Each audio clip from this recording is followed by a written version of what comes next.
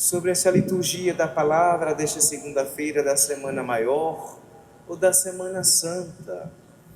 Então, na primeira leitura, assim como na primeira leitura de ontem, do domingo, nós escutamos então a narrativa do servo sofredor, que Isaías, ontem eu falava, uma das missas, que 500 e poucos anos antes de Jesus Cristo já anunciava a presença deste servo sofredor, mas desse servo fiel a Deus, que pela sua fidelidade iria salvar o povo da escravidão e da morte.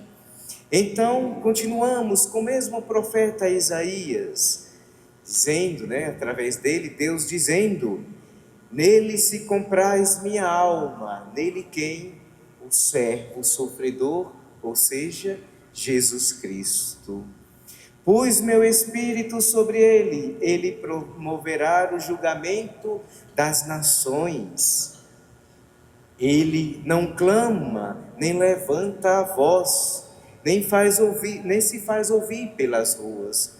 Ou seja, este servo, ele é manso como um cordeiro. Ele não é do barulho, ele é do silêncio. Então, ele vai se deixar levar como um servo ao matadouro, Ele vai se deixar levar para ser sacrificado. Pois bem, meus irmãos e minhas irmãs, este servo então que vai ser sacrificado, este homem obediente então é Jesus Cristo, no qual o evangelho que nós acabamos de escutar, vemos então essa narrativa de Betânia, onde morava Lázaro. Este servo então visitou a casa do seu amigo Lázaro.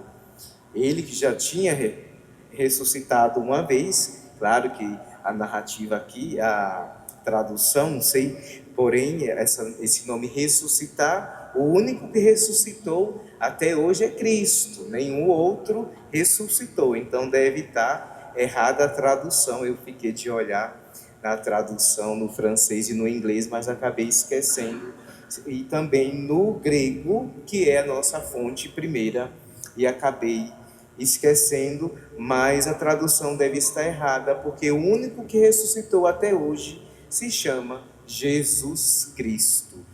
O modo certo de dizermos que Lázaro foi vivificado. Na teologia usamos o vivificado e não o ressuscitado, que o único ressuscitado, repito, até hoje, se chama Jesus Cristo. Pois bem, meus irmãos e minhas irmãs, então este vivificado, chamado Lázaro, então, assim como Jesus, estava causando o quê? Muita turbulência, Então o texto acabamos o texto dizendo que os sumos sacerdotes resolveram também matar a quem? A Lázaro. Não só se contentaram em matar, em tramar para matar o justo, o servo fiel de Deus, Jesus Cristo, mas também mataram Lázaro para acabar com essa história desse tal Jesus Cristo.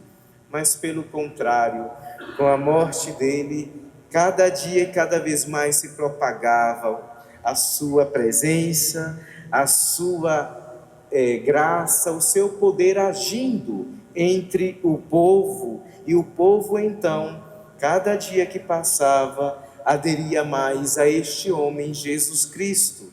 Não podemos dizer que naquela época aderiam ao cristianismo, porque ainda não existia o cristianismo, certo? Mas eles aderiam como que eram chamados os primeiros cristãos? Eram chamados de quê? Os seguidores do caminho, os seguidores do caminho. Então, eles aderiam ao mestre do caminho, que era Jesus Cristo, ele que diz: eu sou o caminho, a verdade e a vida. Então, eles aderiam ao mestre do caminho, Jesus Cristo. E depois, então, nos primeiros séculos, foram se organizando o cristianismo até nascer a Igreja Católica Apostólica Romana. Pois bem, então dentro de todo esse contexto, principalmente do Evangelho, já podemos vislumbrar o que? A paixão do Senhor, porque temos vários elementos. Então, temos Maria lavando os pés de Jesus com este perfume caro, era equivalente a um salário mínimo da época de Jesus, o valor deste perfume. Então, simbolicamente, Maria já estava antecipando que o corpo de Jesus ia ser embalsamado também. Então, ela já estava antecipando o embalsamento do corpo de Jesus. Assim como temos outro relato, da morte de Jesus, aquele que o entregou está presente. Quem é? Quem foi que entregou Jesus com um beijo? Ixi, gente, vocês almoçaram hoje, gente? Parece que não, né? Quem foi que entregou o mestre? Muito bem, Judas entregou o mestre com um beijo. Ontem, na narrativa, nós escutamos, segundo Lucas, com um beijo.